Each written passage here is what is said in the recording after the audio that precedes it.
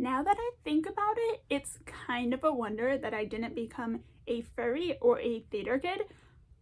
And I'm not complaining about that, but like, this was my entire childhood.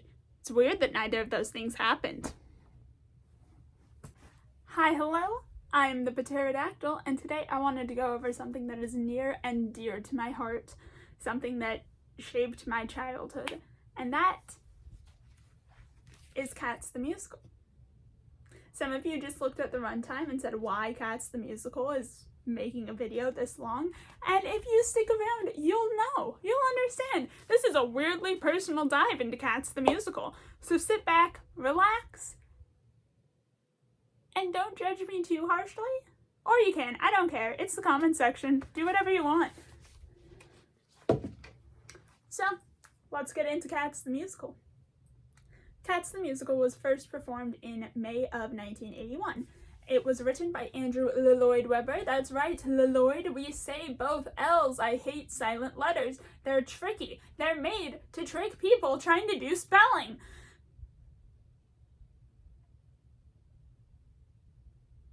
Spelling rant over now. Anyway, Andrew Lloyd Webber wrote the music for Cats the Musical. The actual lyrics to the songs weren't his creation. See, Cats the Musical is based on a poem book by T.S. Eliot. This poem book being Old Possum's Book of Practical Cats. So before we can get into Cats the Musical, we have to talk about Old Possum's Book. I'm gonna be calling it that, or Practical Cats, just depending on which I remember to say. I'm inconsistent. You're gonna have to get used to that. So T.S. Eliot originally wrote all the poems in here as little gifts to his godchildren to include with letters he would send them. His godchildren being the children of his business partner at Faber and Faber, who published this book. These poems were written in the years 1934 to 1935, and he told them, hey, these poems I've been writing you, they're going to appear in my new poem book that will come out 1936. It's going to be called Mr. Eliot's Book of Pollicle Dogs and Practical Cats. So that's obviously not the title. And also, it didn't come out in 1936. Before I go into that, what's a pollicle dog? But more importantly, what's a jellicle cat? That's from the musical, if you don't know. I'm gonna do that a lot on accident. Anyway, a pollicle dog and a jellicle cat, when I was little, I thought they were specific kinds of dogs and cats. And so did everyone in my family, because like we couldn't figure out what else they could be. My mom later looked it up and found out what it is. Pollicle dog and jellicle cat are the phonetically transcribed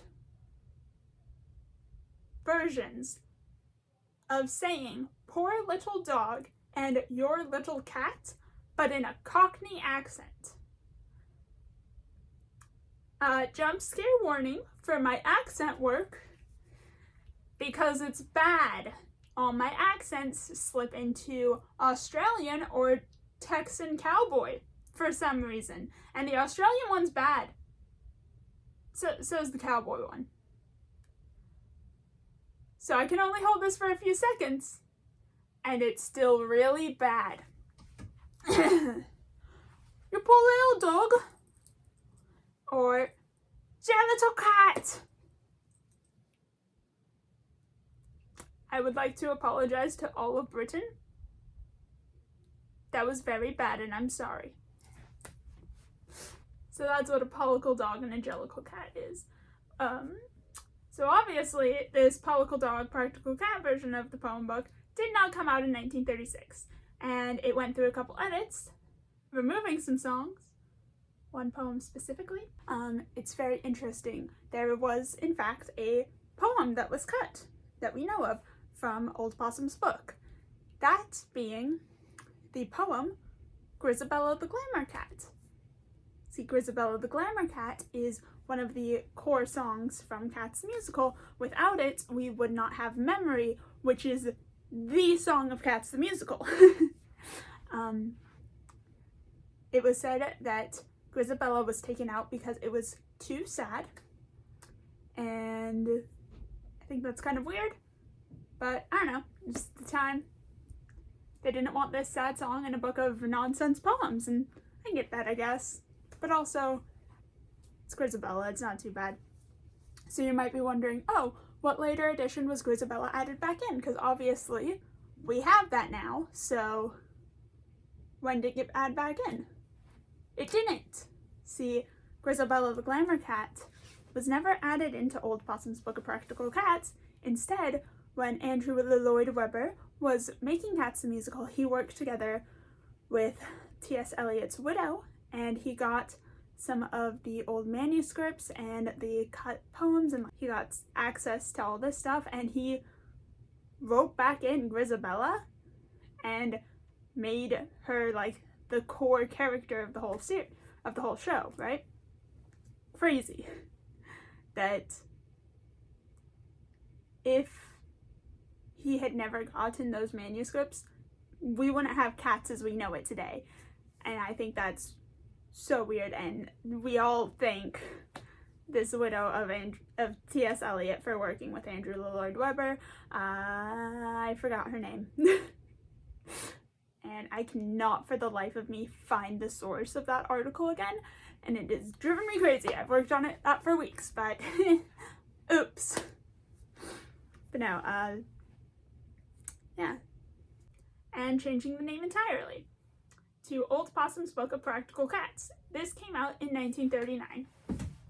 It was then re-released in 1940 with pictures. Just little illustrations of the cats. We should probably go over what Old Possum means, because I think it's hilarious. So Old Possum was the nickname for T.S. Eliot, given to him by his friends.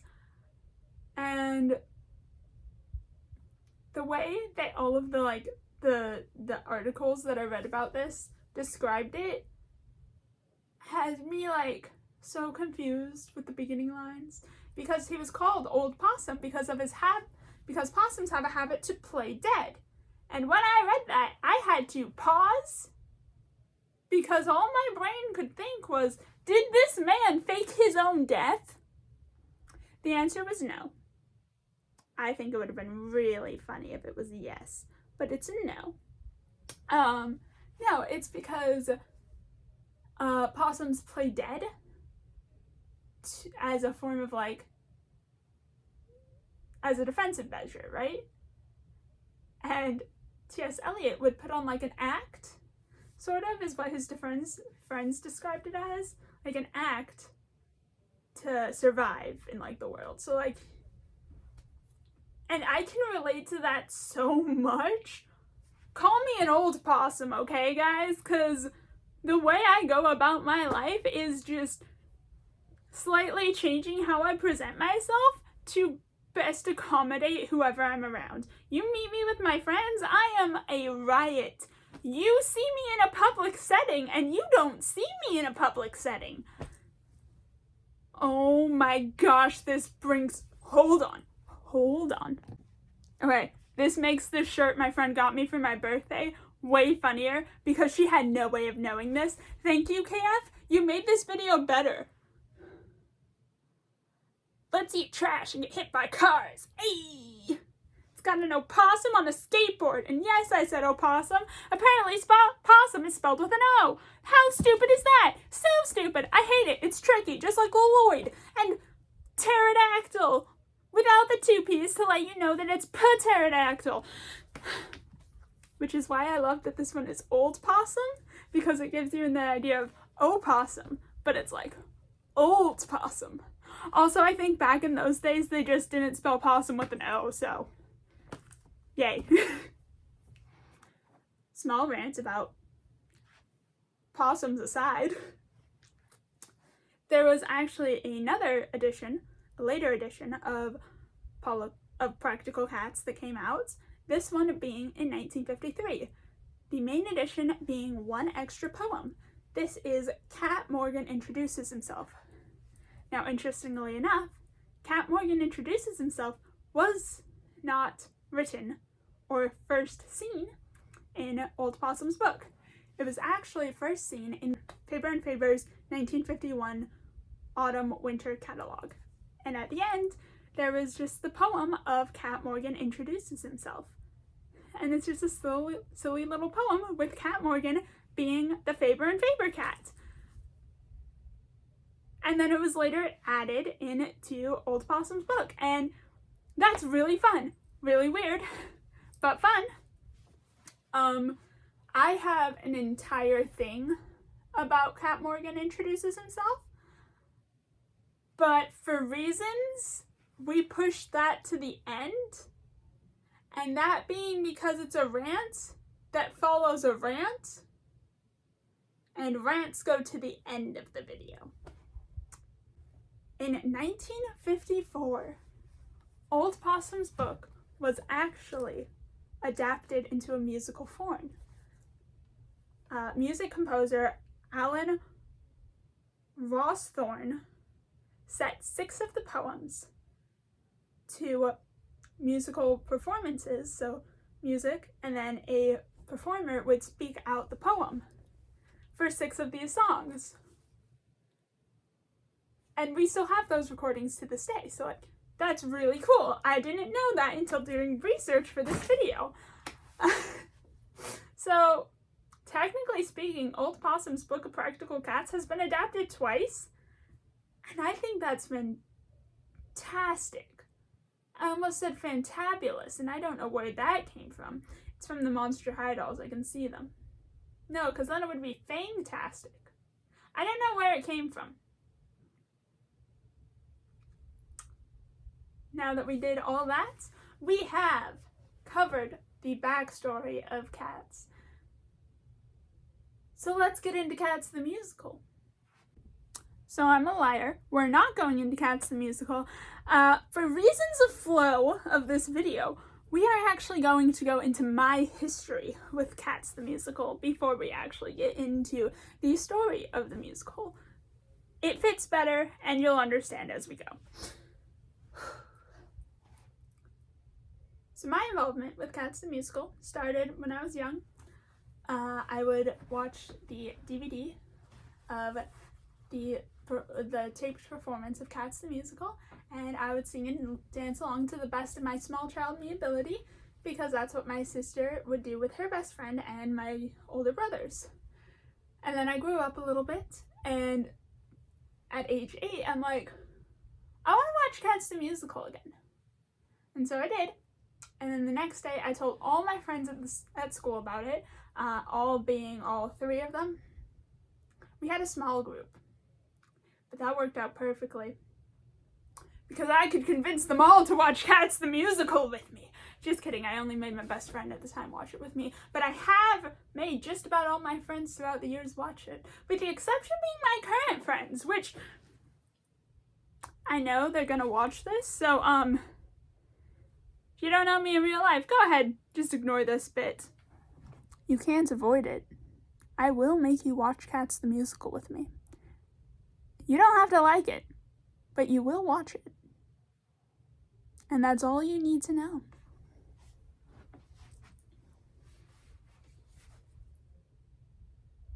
Where was I? Right, I got my best friend to watch it with me, and so then she came over to my house that same day, and we watched it, and I was so happy, and especially when I got to sing and dance along with with her in the room, because then I really, really felt like, I was like, oh my gosh, my older sister did this when she was my age, and now I'm doing it. I'm just like my big sister, and as a kid, that's all I wanted to be. Still kind of do just want to be like her. She's great. So yeah, that's how it started. It was just my want to be like my older sister and experience something she experienced in a similar way. And it grew into something more. It grew into this. So have made all my friends throughout the years watch Cats the Musical with me, the old recorded version, and I remember one time at my best friend's birthday party, she was getting her new friends to watch it because she had moved and I was visiting that week. And so we had it on the green screen on the green night, projector, watching Cats, and I remember I didn't want to ruin it for these new friends of her by me being there singing and dancing along, so I was just like holding it in, just like, this is so hard not to sing and dance along to it, that at one point I had to get up and walk away and just like whisper sing the lyrics to myself and do the dance moves, because I knew this recorded filming of it so well that I knew which dance moves they were gonna do before they even did it. So good. And I felt a deeper connection with cats because everyone in my house had a cat. Not an actual physical cat, but a cat that when we watched the filmed movie of it, we could be like, that one's me! That's my cat! So, my dad was the Rumpus cat. Me mumsy was Rumpelteazer. My older sister was Cassandra, who is one of the more background cats who you don't actually learn the name of in the musical itself. You'd have to read the playbill, or see the end sequence of Cats. And so, but she's Mr. Mistopheles' assistant, and she goes, "Were you there when the pharaohs commissioned the Sphinx?" Very regal. She's the Egyptian cat. The older of my two older brothers was Mungo Jerry, the twin of Rumpelteazer. The younger of my two older brothers was Rum Tum Tugger, the cat's cat, and I was Jemima. Jemima is another one of the cats who you aren't going to get the name of when you're watching the musical itself, but you'll look in the playbill or you'll see it at the end credit scenes. But she is a very important cat. Much like Cassandra is instrumental to Mr. Mistopheles, Jemima is instrumental to the plot. I have a few others. So my sister's best friend was Tantamile. Tantamile. Either pronunciation, I guess. Anyway, in the opening, she's one of the more background cats as well, but in the opening scene, she goes, "Can you ride on your broomstick to places far distant?" Then my, one of my sister's friends and someone I considered like an older brother to me, he was Monkstrap. When you watch the filmed version of it, he's the gray cat who does a lot of like the center stage work. And when you're watching the filmed version, you're like, oh yeah, no, he's the main character. My best friend's mom was Bomb Ballerina, the singer of Macavity. My best friend was Jenny Anydots, the Gumby cat. I can now say very confidently that my sister's fiancé is Mr. Mistopheles, for sure. For sure he's Mr. Mistopheles. Like, it's not even in here, because I wrote it all on the back of this, but he is.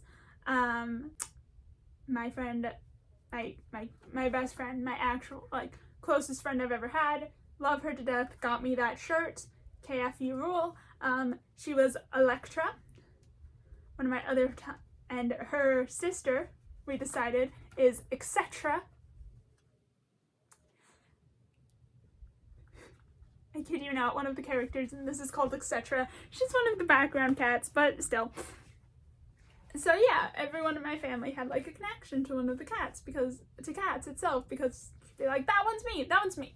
My brothers grew out of it a bit, but I didn't. I love cats so much.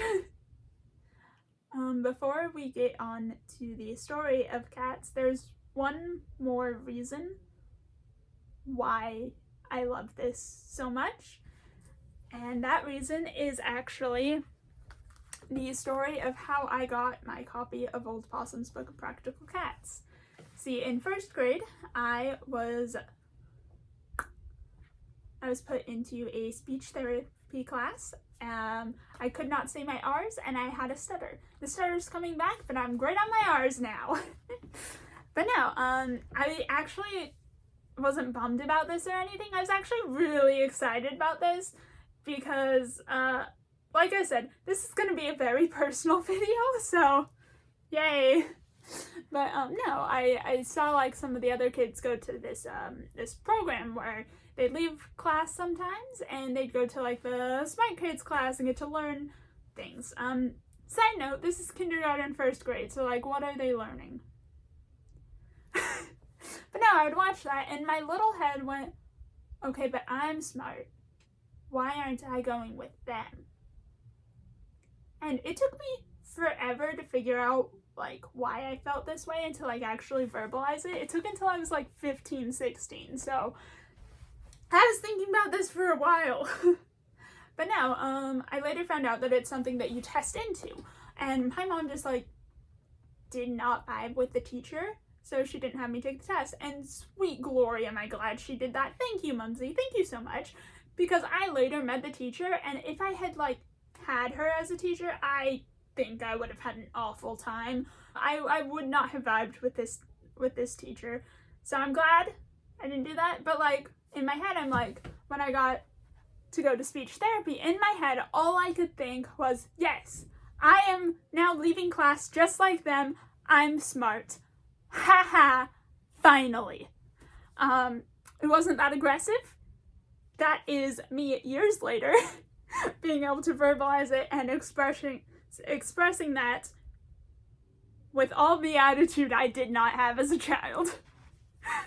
But no, so my speech teacher at the time, I'm sure that how it came up was something where I was saying that like, yeah, no, at recess, me and my friends were gonna play cats, cause I just told them all about it and I'm so happy and now I'm gonna make them play cats with me. And she's like, cats? And I was like, yeah, the musical and blah blah blah. And I called it Jellicle Cats at the time. Cause I didn't know that the title was like Cats the Musical. And how else are you gonna distinguish between a cat and cats? Like a group of cats and Cats the Musical. Well, doy, they call themselves Jellicle Cats. It's Jellicle Cats, guys, come on. So my teacher was like, oh, you like Cats the Musical? And I'm like, yes, I love it. And so then the next time I come in, she pulls this out and she goes, I found this, I have this, like, look. And I was like, oh, it's based on a book? And so I am like carefully flipping through it, like handling it like it's an ancient artifact. And it did come this battered up, but like that just means it has character and I love it. I loved it, like, when I was going through it, she's like, yeah, I'm sorry, it's a little beat up, but, like, and I was like, oh my gosh, this is so cool, thank you for showing it to me, and then she's like, no, it's for you, I want you to have it, and I was like, what? And so she gave me her copy of Old Possum's Book of Practical Cats, worn and beat up and fully loved, and I've had it in a special spot ever since, and it's been on an adventure with me. It's been on my cat's journey with me, and I love it so much. So yeah, that's my emotional tale. Before we move into this, let's go over the comedical side of my knowledge of cats, because you see, back in ye olden days, the internet was decentralized. So, if you wanted to do research on things, you'd have to like check the sources and stuff. It's just like a bunch of blogs, articles, and like people saying things. Now the internet is centralized. You have to go out of your way to find that stuff, which I should know. I have had to go really out of my way to find some like research articles for papers that I've written for school before I quit school. We'll go over that later, a different day entirely. But no, back in the olden days when I was 8, and I wanted to learn more about Cats the musical. I wanted to learn everything that I could, so I went to the internet and I was like, Cats the musical characters, about them, like blah blah blah. I don't remember the exact search terms I used because my memory's really, really bad. I can remember like the highlight stuff, which is all I need. I don't need to know the specifics, but I do know this. Back in the day, you could be on a fan fiction site and not know it. And by that I mean you could be on somebody's personal blog where they just want to post their Cats the musical fan fiction. And if you're an 8-year-old, you could believe every single word of it. So that's my first experience with fan fiction, is just hopping from site to site on the internet, looking up more about the characters of Cats with a specific interest in Jemima, because that was my cat. So allow me to do a dramatic reading of my diary from back in those days, in which my first entry in this is about the research I did into Cats the musical. I am going to put the page itself right here, so that way you can see how bad my spelling was, so you can understand just how young I was. A few days ago, I did some research into the characters from Jellicle Cats. I already ran over why I called it Jellicle Cats earlier. Did you know that Jemima's sister is her best friend Victoria, and uncles are Monkey Strap and Rum Tum Tugger? Her grandpa is Old Deuteronomy, and her dad is, well, McCavity? 2, 3, 4, 5, 6, 7, 8, 9, 10. 10 A's. Like I was saying, I was doing some research about cats. I know where Jemima gets her fun and niceness comes from. Her uncles, sister, and grandpa. I have the movie Cats. I think I will do some more research after school. Watching the movie is fun. That is how young I was, and I cannot emphasize enough how much of this has stuck with me.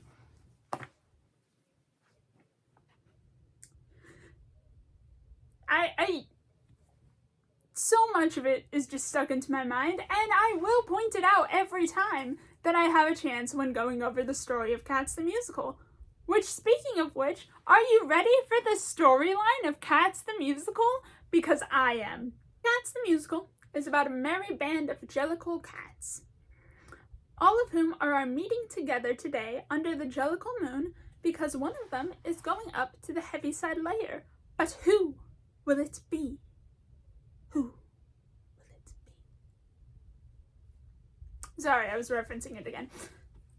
So that's what this entire thing is. They tell some stories, there's some interruptions, and all throughout they're trying to figure out, well, who's going to the Heaviside Layer tonight?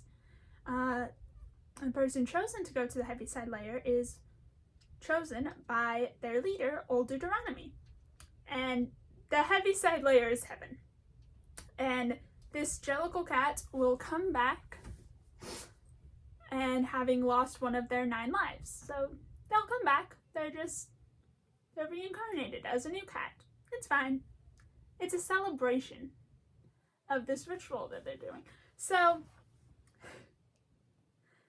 this night, they're going through the candidates. And so you'll get some of the candidates said, and then an interruption will happen, or a story will happen, and then they'll go back to trying to figure it out, or just celebrating.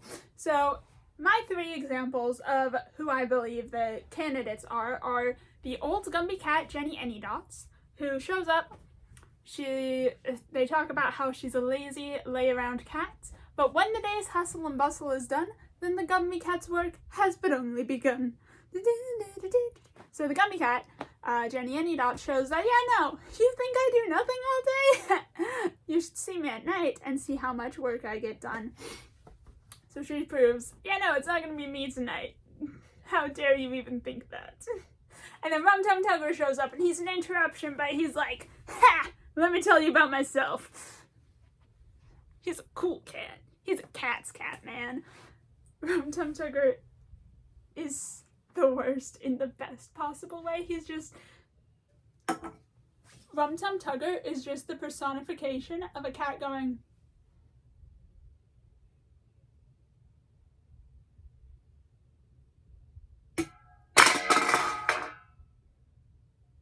that is Rum Tum Tugger.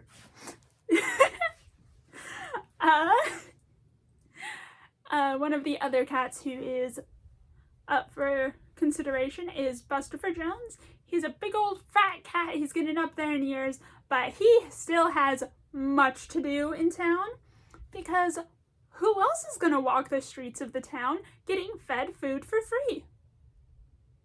No one, if it's not Bustopher Jones. And then the third is Gus the Theater Cat, who is absolutely heartbreaking. So for example, Gus the Theater Cat can't even get on stage on his own. He has his... Okay, this is a fan fiction. This is a fan fiction one. This is a non-confirmed thing. But the fan fictions told me Jelly Loram was Gus the Theater Cat's daughter. So we're sticking to that. So he has his daughter, Jelly Loram, help him up onto the stage and sit down. And his song is all about him telling stories of back in his day and the prime of the theater and the things he used to do, but he can't do it anymore. He's too old. He suffers from palsy, which makes his paws shake. And it's heartbreaking to watch. It reminds me of the Star Trek episode, Star Trek Next Generation episode, where Scotty is like frozen.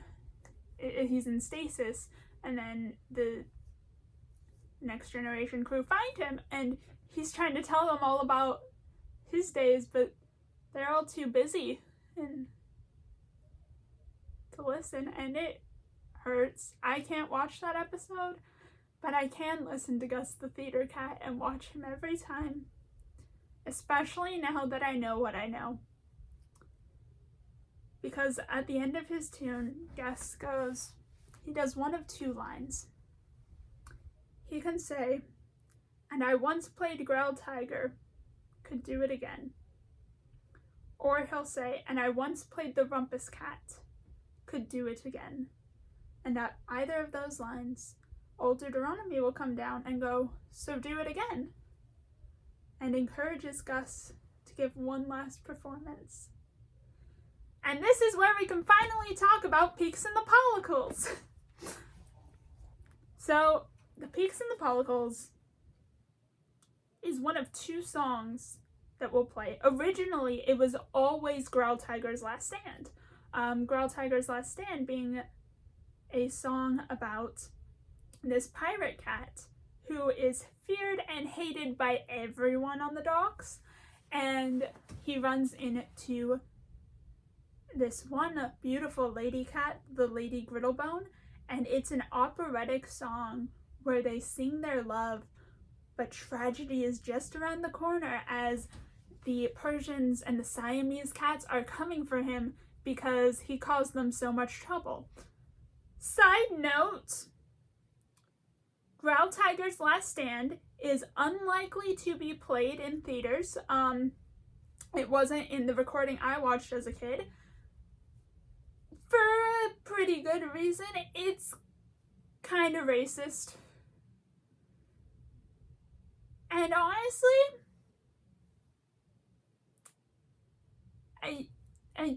I understand. It's uncomfortable for me to talk about this. It says 2 slurs for Chinese people in it. Not great. But it is also a product of its time. Funnily enough, so is Peaks and the Pollicles, but it is also still a product of now. Let me go into Peaks and the Pollicles a little bit. So the Peaks and the Pollicles is a song about 2 factions of dogs just barking back and forth at each other. They're joined by the Pugs and the Pomeranians, and they just cause such a ruckus that they summon the Rumpus Cat, who comes in, glares at them, and they all just scatter. Now, Peeks and the Pollicles is the last holdover from Mr. Elliott's book of Pollicle Dogs and Jellicle Cats. And so you know how I said earlier that the reason why the dogs were cut was most likely because Elliott was a cat person. Well, there's a second theory, and I could not re-find my source on this. I'm so sorry. But the second theory is that the dogs, the Pollicle dogs, you are not ready to hear this. You're not expecting this from a video about Cats the Musical. The Pollicle dogs are fascists. Not even kidding. So, let's go a little bit into T.S. Eliot's life. T.S. Eliot's ex-wife was a British fascist sympathizer. And eventually they divorced. But after the divorce, she would still bother him all the time with her political beliefs and just bug him.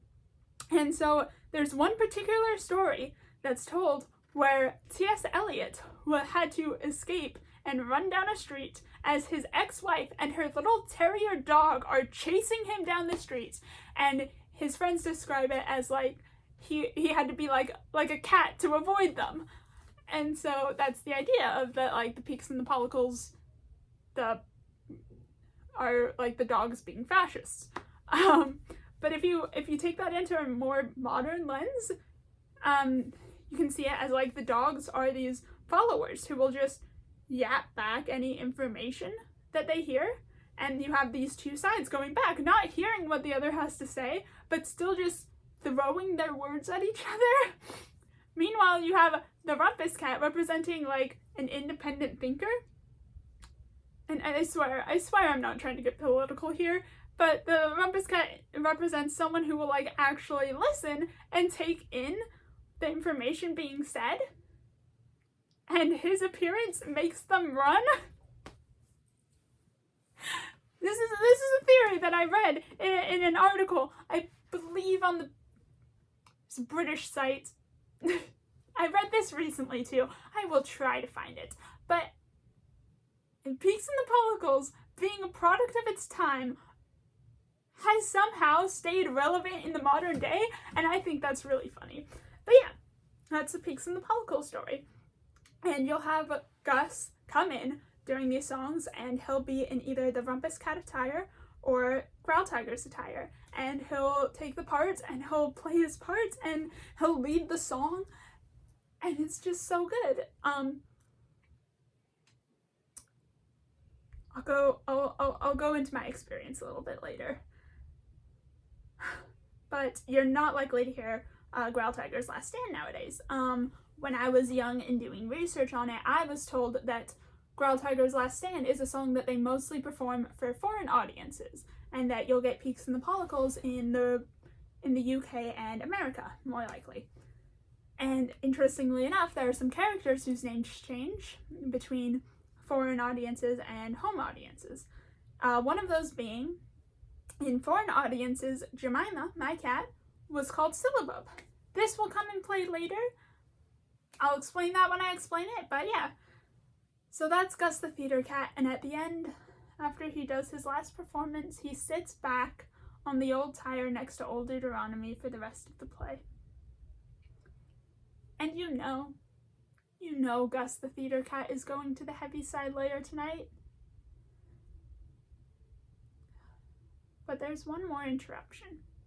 Between Macavity showing up and causing havoc by capturing Old Deuteronomy, Mr. Mistopheles showing up and bringing back Old Deuteronomy in a grand show of magic, Skimbleshank showing up and just telling them about his life on the train, there's one more interruption.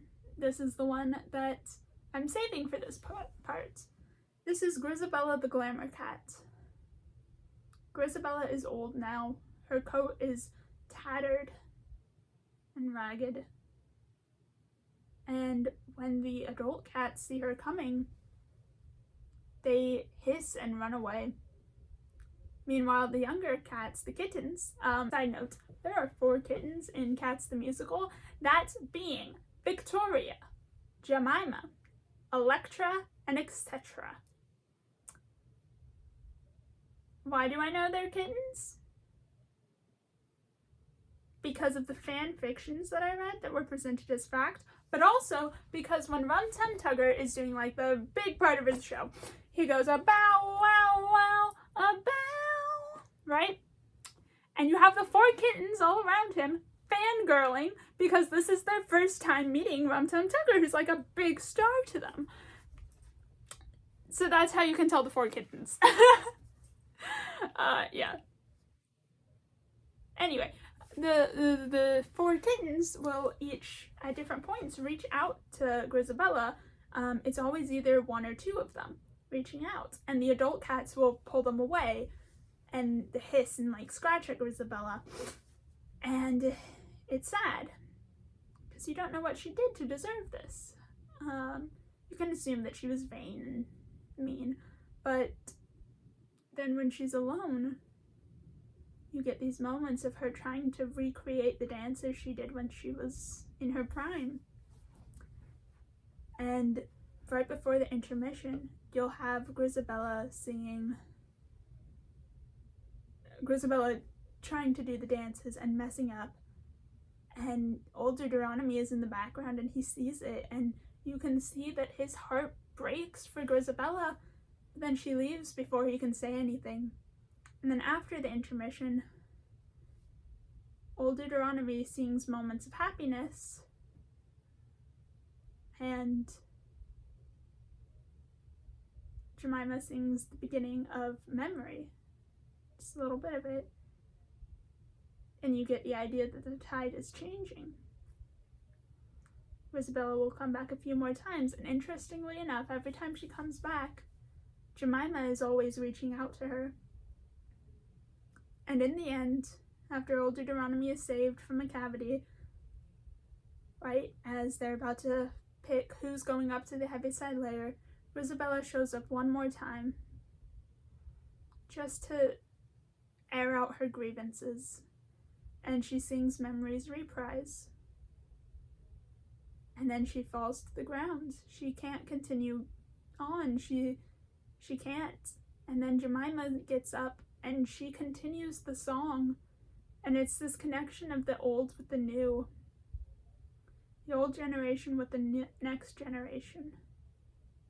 And it brings Grizabella hope and gets her back on her feet. And she can finish the song, and it is breathtaking.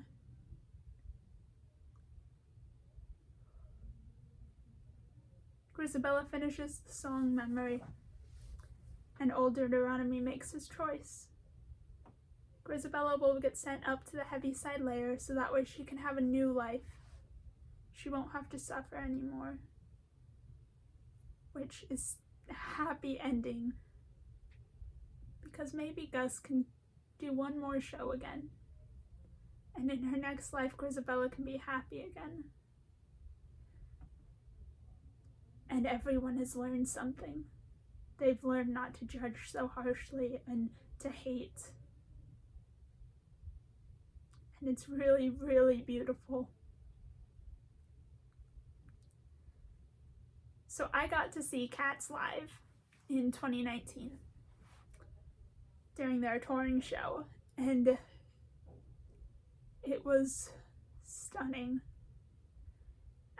When you watch the recorded version, you don't get Peeks and the Pollicles right next to Gus the Theater Cat. He alludes to Growltiger in his song, but they don't play Growltiger's Last Stand. You just see the ghost of him in Growltiger's costume. But when you watch it live, and you get Gus the Theater Cat transition into Peeks and the Pollicles, it hurts so much more,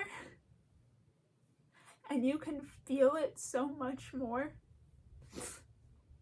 And when Grizabella sings Memory, and her voice fills the theater, it filled that theater and almost echoed back. with such passion and love.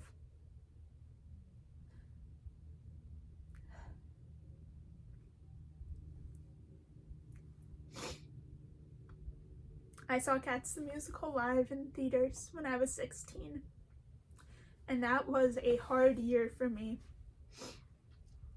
I was just starting to deal with my depression, anxiety, social anxiety, and I had just learned that I had ADHD. I have ADHD. That February, I decided, my mom and dad finally decided, okay, you can be homeschooled now. And so I started preparing to get my GED. I stopped going to public school, high school. But my mom told me, take a break before you start preparing for your GED. Just like, you have to let yourself reset. And so I did. And during this time is when I turned 16. I got my driver's license, which was so happy. I crashed my first car, not so happy. But my mom came to me with my birthday present, and she said I didn't have like a representation of it, and I wanted to ask you something first. I want to take you to see Cats the Musical, but I had seen bad reviews for the theater that they're coming to in Arizona. So did you want to go up to San Diego, visit my aunt, her sister, for a week and see it there? And I was like, let's go on an adventure. So my mom, she was having a really hard time with the website for buying the tickets, so she called the theater directly. And here's something you should know about my mumsy. She is so incredibly sociable, and I don't know how she can do it. I have really bad social anxiety. I can't do it, but she can.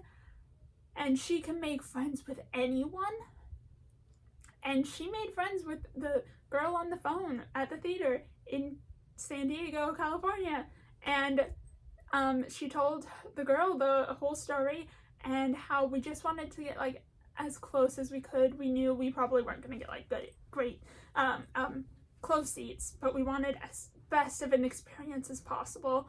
And so the girl is like, okay, how would you feel about orchestra? Orchestra is the seats right in front of the stage. I believe we were 8 rows away from the stage. And my mom was like, yes, thank you so much. And later we learned that those seats are often reserved for patrons of the theater and the family of the cast and crew, so that way they can see the show. And my mom is so good at socializing that she got us those seats. And I was just mind blown. We were so excited. We go up to see my aunt. We get there. My mom bought me this great jacket. I already own this shirt. Love this jacket. It's got the ears. It's got cats right here. And then wait for it. It's got the eyes in the back. It's great. I love it. We also got the picture book of pictures from the show itself, and I was so excited. My dad had made sure that my mom bought a dozen roses, so that way we could go to the back door after the show and try to get some autographs, some signatures, and we could give out roses to the cast. And so when we get there, I got excited seeing the sign that said, "Now playing Cats."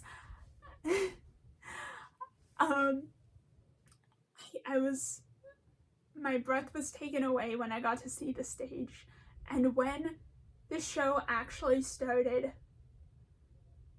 it was like nothing I'd experienced before. Beforehand, there were some people who were like, yeah, no, I don't know what the show's about really. And so I was like, oh my gosh, I love this show, let me tell you. And so I did a little bit of an info dump on these people, and I even showed them that I had my book of old Old Possum's Book of Practical Cats. It went on this adventure with me. And this comes into play later because one of the people behind us overheard how excited I was, and I took a picture of like while we were waiting, like of me like just like kind of by the stage. And it was so cool. And when the music started, when the lights turned off, you see these glowing eyes come up from the sides, and those are the cast in their cats costumes, and they come along the sides of the theater wearing these glowing eyes, and it's just so cool. And then the show starts, and it is magical. It was magical for me. When Mr. Mistopheles is doing his show, there are these lights that go up to like the balcony, and when he does like his magic, they like turn on and flash with him, and it's so cool. And the coolest thing for me is when the Peaks and the Pollicles starts. The music for Gus the Theater Cats fades out, and it starts in the Peaks and the Pollicles. But then something I did not expect happened, because they modernized the show a bit. They changed Jenny Any Dot's song a little bit, and it's still really fun. I love it a lot. They play with these giant oversized props as they're tapping too. It's really cool. But no, they changed Peaks and the Pollicles. And what they did is for the chorus, instead of like the Peaks and the Pollicles, everyone knows are pounding and passionate foes. It is always the same wherever one goes. It's like the opening, and that same rhythm repeats a little bit later on when he goes, towards the end of it, when he goes, and what with the glare of his eyes and his yawning, the Peaks and the Pollicles quickly took warning. So that's how I've always heard it, but in those cases, instead, Growltiger's Last Stand starts playing and mixes with Peaks and the Pollicles, and I was flabbergasted. I'm like, oh my gosh, they're paying homage to a song I am most likely never gonna hear performed live. And it was so cool, because it went like, and what with the glare of his eyes and his yawning, the Peaks and the Pollicles quickly took warning. And the way that they meshed these two songs together, my mind was blown. I was like, I did not think you could improve upon this, but they did. They did, and it is so cool. The thought that they put into that. So yeah, I freaked out at Peaks and the Pollicles being mixed with Growltiger's Last Stand. And at the end of memory, just shivers down my spine. They did such a good job. So then afterwards, me and my mom head straight to the backstage door because we had asked beforehand, and the door was right there for us too, and so we start waiting, and this couple is also there waiting, and they're like, oh, we saw you, like, we were right behind you during the show, and we're like, oh, really? Oh my gosh, it's so weird. They're like, we're both here, and they're like, yeah, no, our daughter is one of the actors, and we're like, oh, which one? And they're like, oh, we don't, I'm trying to think of, like, the cat's name, and like, they then, like, they instead, like, use the book, and they, like, point to her, and I'm like, oh, she's Bomb Ballerina, and they're like, you knew that? And I was like, yes, I know all the characters by name. And so they're like, yeah, we're her parents, and they're like, so she's gonna come down and meet us. She said that it's unlikely that the rest of the cast are gonna come out though tonight, and we're like, oh, that's sad. At least we'll get Bomb Ballerina's signature though. And they're like, but why aren't they coming down? And they're like, well, it's opening night, so they're doing their cast party. So we're like, oh, kind of heartbroken, but also fully understanding. So Bomb Ballerina does come down, she says hi to her parents, and she signs my playbill and talks to my mumsy and me, and I give her one of the roses, and she's like, okay, hold on. Let me text my friends and see if any of them will come down for you. Which already is more than I could have expected. I got one signature and I was happy with that. But then her cat's friends, come down and they take pictures with us. They sign my playbill and I give them roses. We handed out all 12 of them. We got to meet so many of them, and it was so nice of them because they came down specifically for us and then went back up to their party and they did that for us. And 2 of them also stuck around after they'd done that and were just talking to people, and my mumsy was talking with them, and this was Mungo Jerry and Plato. Fun fact about the person who plays Plato, he also plays Macavity. That person will switch, they'll do a slight makeup change, and then they'll change the costume, which is really cool. Plato and Macavity, same person. And so my mom makes friends with them, and they're like, so are you in town? Do you live here? And we're like, no, we're from Arizona. We're visiting my aunt. We're gonna be staying here for the rest of the week though. And so they're like, you should come back here tomorrow night and we can give you a backstage tour if you'd like. There have been 2 times in my life where my brain has not caught up with what's happening around me and I just say yes. The first time was when my mumsy got super jealous of my sister going to a Taylor Swift concert, so then bought tickets and then called me down from upstairs when I was still mostly asleep and said, hey, do you want to go to Taylor Swift? And I was like, yeah, sure. Wait. Yes. And the second time was this. I was like, oh yeah. Wait. Are you sure? Are you sure? Yeah, yes, obviously, but are you sure? When I tell you I couldn't breathe, I could not breathe. And they're like, yes, totally, come by tomorrow night. We'll give you a backstage tour. Some of the cast members are doing a little interview with some of the patrons of the theater, but we can still give you a tour of everything. And so me and my mom come back the next night. Plato wasn't there that night, but we're waiting and we see Bomb Ballerina, we see her parents again, and she's like, oh, did you see the show again? And we're like, no, I wish.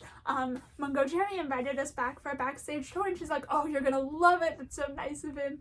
And so we're waiting, we get a couple more signatures, and eventually we're getting anxious. But eventually Mungo Jerry pops his head out and he looks around, and then he sees us and his face lights up and he's like, oh, come on. And so we get this backstage tour of Cats the Musical, and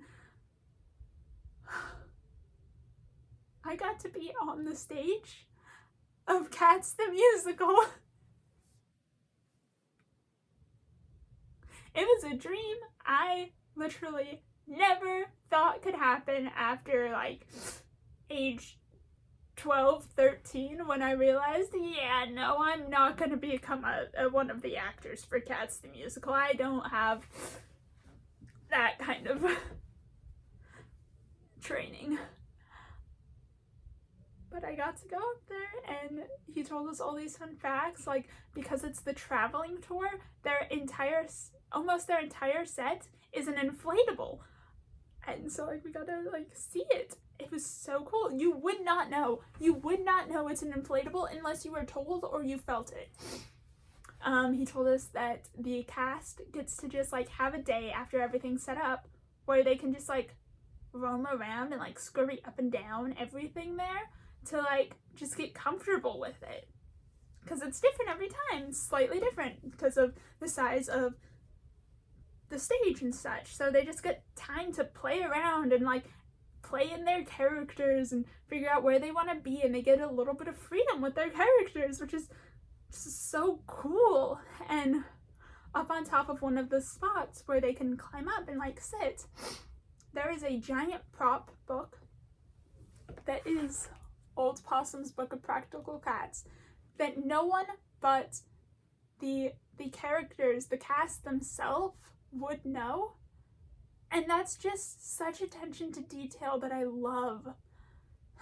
I got to see up close some of the giant poodle heads for Peeks and the Pollicles. I got to see Macavity's suits, Old Deuteronomy's suits, and the Old Deuteronomy mask, a Macavity mask that is used because there's a fake out Old Deuteronomy where Macavity is under there, and there's a fake out Macavity wherein one of Macavity's minions is under there. And I think that's really fun, and I was like, when I was watching, I'm like, how do they do that? It's a mask. It's a really good mask. The toy. So then we also get to see Jenny and Edot's costume up close, and the pictures can't even get across just how sparkly this thing was and how magnificent it was. Breathtaking.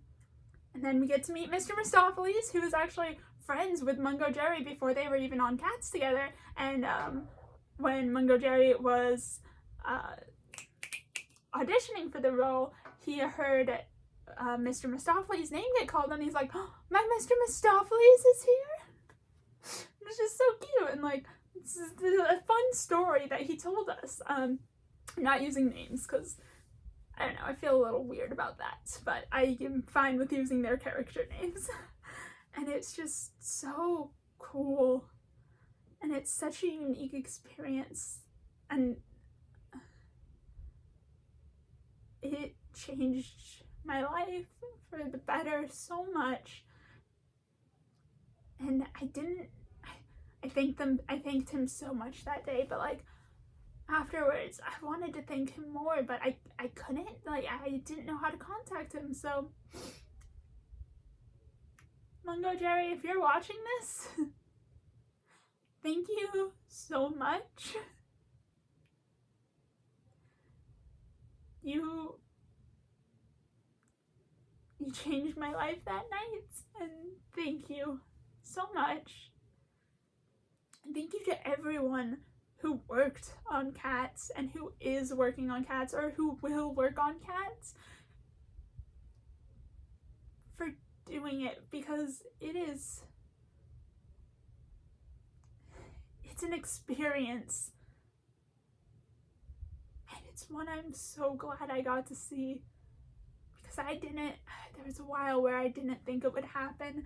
My speech teacher was like keeping an eye out for when Cats came to Arizona for me, but it just wasn't, and this didn't happen until I was 16. 8 years of waiting for Cats the musical to come around again.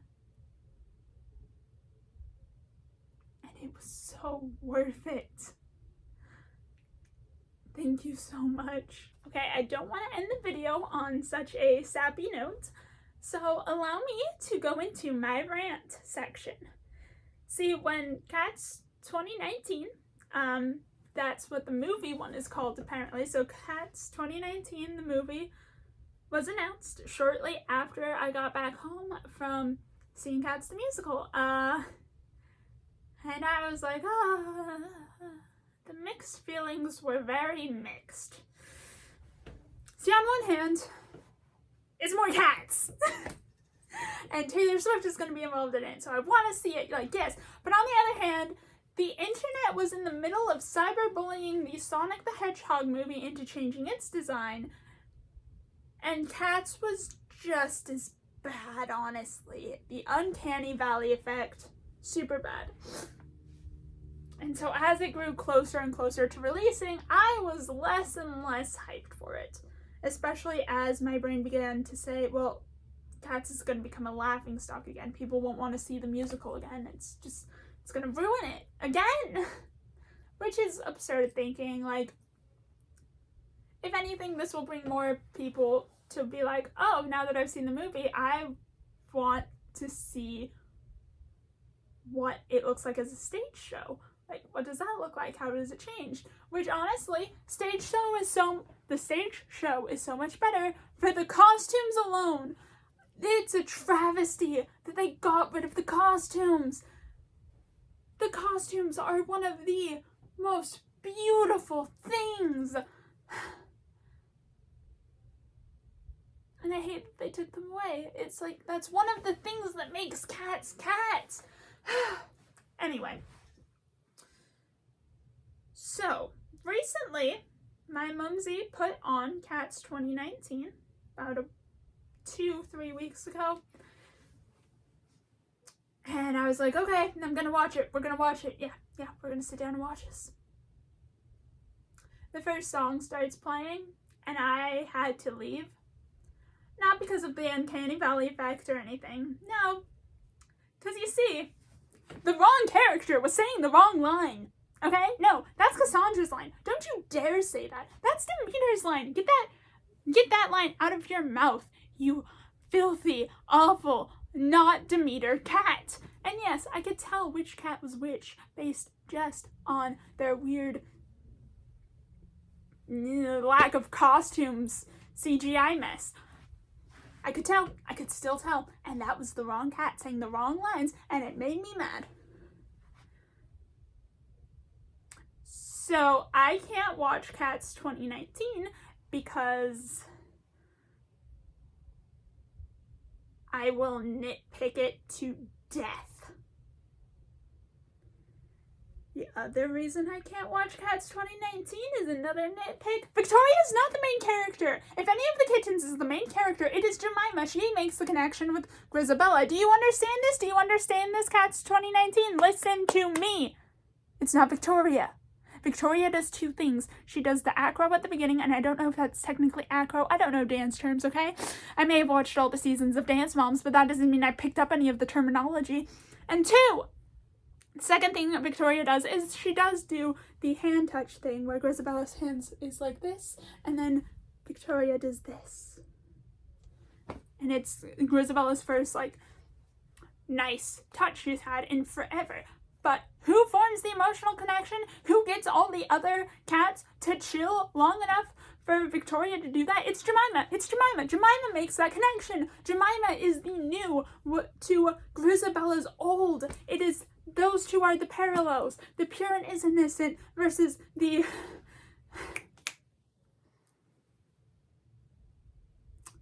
beaten and the battered. And that's not the right wording. What's the right wording? Haggard. The haggard down, I guess. Beaten down by life ones. And that's the parallel. It's not Victoria, you fools! I need to not get so angry about this. Because I need to be angry for this next bit. You see, Cats 2019 added a song to the movie, and Beautiful Ghosts is really pretty. Taylor Swift did a very good job, and that interview where she says, if you can't get T.S. Eliot, just get T. Swift, was really funny, and it's also how I learned Andrew Lloyd Webber is alive. Andrew Lloyd Webber is alive, and I thought he was dead for my whole life. Everyone in my family thought he was dead. We accidentally made that man fake his own death in our own heads. But no. Here's the thing. There is already a cut song from Cats. They could have added back in Cat Morgan introduces himself, because guess what? The music for Cat Morgan introduces himself was in fact written, and it was performed once. In 1991, when Cats became the longest-running show on Broadway, Andrew Lloyd Webber himself went onto the stage and performed Cat Morgan Introduces Himself, and I want to know what it sounds like! Give it to me, Andrew! Andrew Lloyd Webber, release Cat Morgan Introduces Himself. I need to know what this sounds like. It is Cats Lost Media, and it is driving me crazy. I need to know! Why couldn't you just put it into the 2019 version? It's right there! I really want to know what that sounds like. So if you take anything away from this video, it is two things. One, watch Cats the Musical. Either the recorded version, or if it's still touring, or when it's touring, or if you can afford tickets, go see it live. It is It is breathtaking and astonishing. 2, can we all just like agree to continuously reach out to Andrew Lloyd Webber and bully him into releasing Cat Morgan Introduces Himself? Not bully, that's too harsh of a word. Strongly persuade him to release Cat Morgan Introduces Himself, or the music sheet for it. Anything. I want to know what it sounds like. You can't just dangle Cat's Lost Media in front of me. I grew up on Cats. I will want to bet at it. I want it. It's mine. Give it to me. Please. Now, to end this video, my poetic talking through my reading of Cat Morgan Introduces Himself. Cat Morgan introduces himself. I once was a pirate what sailed the ice seas, but now I'm retired as a commissionaire, and that's how you'll find me a-taking my ease, and keeping the door in Bloomsbury Square. I'm partial to partridges, likewise to grouse, and I favour that Devonshire cream in a bowl. But I'm a less content with a drink on the house, and a bit of a cold fish when I've done me patrol. I ain't got much polish, me manners is gruff, but I've got a good coat, and I keep myself smart. And everyone says, and I guess that's enough, you can't but like Morgan, he's got a good art.